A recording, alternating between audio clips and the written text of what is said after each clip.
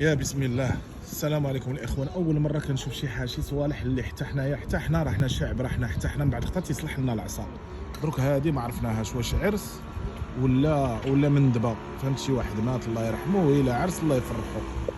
هادي علاش تقبل الكودرون؟ علاش تقبل الكودرون؟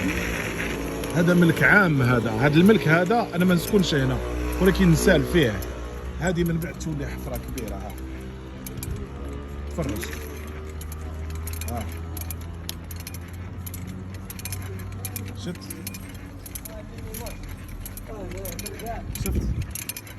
هادشي حرام وعيب.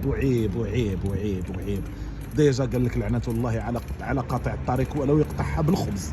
واخا تقطعها بالخبز ما عارفين واش هذا الحديث صحيح ولا لا. ماشي شغل تقطعها، ماشي شغلك. الدولة عطاتك الحق قالت لك قطع، ولكن باش تجي وتحفر الكودرون ماشي رجله. هذاك الكودرون تعرف الميزانيه ديالو بشحال مقيومه علينا حنا كشعب.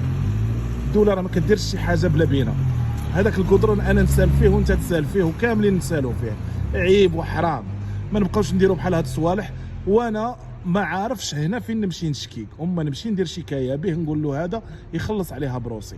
علاش؟ لحقاش داك الكودرون ديالي وديالك وديال الاخرين، وبلادنا خصنا نحاولوا عليها.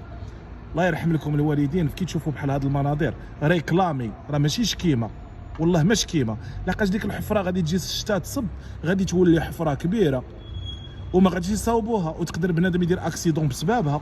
تجي تهرب على حفره تضرب دري صغير، وعاود غادي يوليو يصاوبوا الكودرون من جديد. الميزانيه تنقص، تمشي طالب بالشغل يقول لك حقه لا الميزانيه داها الكودرون، داها الاصلاح البنيه التحتيه.